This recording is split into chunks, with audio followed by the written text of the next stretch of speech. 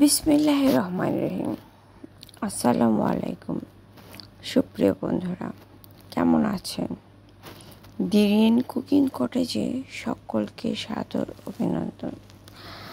আজ আবার অনেকটা দিন সময় পার করে একটা ছোট্ট ভিডিও নিয়ে আপনাদের সাথে কিছু কথা শেয়ার করব। হ্যাঁ, বাসায় অনেক ঝামেলাও চলছে, কম বেশি সকলেই জানেন। মা তো নেই, আর আমার আব্বা খুব একটা সুবিধার না, মানে অনেক সমস্যাই হইতেছে। সবাই দোয়া করবেন আমার পরিবারের জন্য। আর আজকে একটি বরবটির রেসিপি করে দেখাবো। বরবটি ডায়াবেটিস পেশেন্টদের জন্য অনেক ভালো একটা সবজি। আসলে এটা যে কত গুণ, এটা বলে বোঝানো সম্ভব না। একজন ডায়াবেটিস পেশেন্ট নির্দ্বিধায় অবলীলায় বরবটি খেতেই পারে খুব স্বাচ্ছন্দ্যে। ও হ্যাঁ, ভালো কথা, এটা রবিউল আউয়াল মাস। আপনারা কে কী করছেন অবশ্যই আমাকে জানাবেন। আমি সানা খানের ব্লগ দেখে 1,00,000 দুরূদ পড়ার ইচ্ছা পোষণ করেছি। জানি না আল্লাহ কতটা কবুল করে বা আমি কতটা শেষ করতে পারি।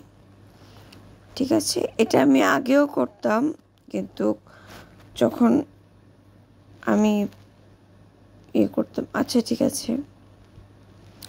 So let's start our delicious journey the rain cooking cottage. এই হচ্ছে আমার গল্পের প্রিন্সেস বরবটি, মিস বরবটি। আর এইখানে আমি একটি মশলা পেস্ট বানিয়ে রেখেছি, যেখানে হলুদ, মরিচ, লবণ এগুলি গুঁড়ো করা আছে। এবং এখানে আমি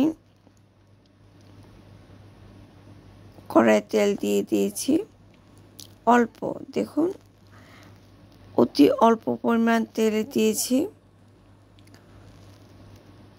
আমি খুব বেশি তেল দিই না, আপনারা কম বেশি সবাই জানেন।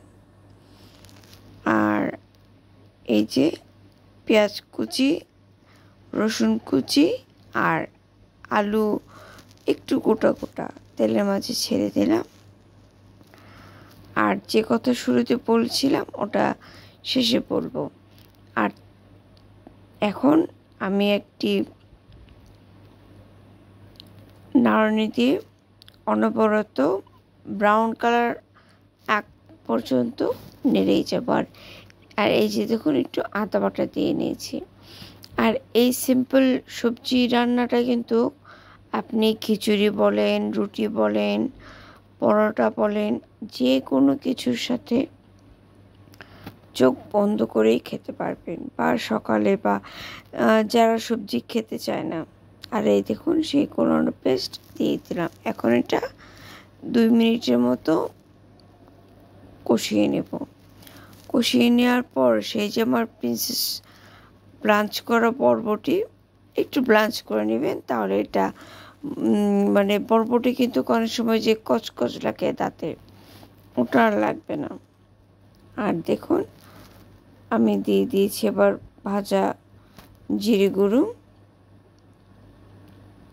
এটা কিন্তু খেতে দুর্দান্ত হয়।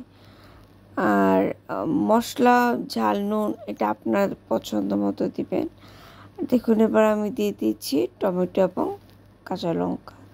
এখানে ধনিয়া পাতা দিলেও বেশ জমে যাবে। পানি শুকিয়ে আসার পর এই অবস্থা, কেমন? আর এই দেখুন কেমন হয়েছে। আর অবশ্যই এটা একটু সালাদের সাথে খাবেন। হ্যাঁ, যা বলছিলাম, আমি বিভিন্ন বই থেকে এটা আমল করতাম, কিন্তু সানা খানের ব্লগ দেখার পর মনে হলো যে সানা খান যেহেতু বললো, তাই এটা অবশ্যই সত্যি হবে, কারণ ওনার হাজব্যান্ড একজন মূর্তি। খুব ক্লান্ত লাগছে কথা বলতে। জানি না আমার কথাগুলো আপনাদের কাছে কেমন লাগবে, কিন্তু নিজের মনে করেই ক্ষমা সুন্দর দৃষ্টিতে দেখবেন। আর রবিউল আউয়াল মাসে সাল্লাল্লাহু আলাইহি ওয়াসাল্লাম বেশি বেশি দুরূদ পাঠ করবেন, আর সবার জন্য দোয়া করবেন। Enjoy yourself, be happy and stay with piece. সকলের সুস্বাস্থ্য কামনা করছি। আজ তবে এ পর্যন্তই।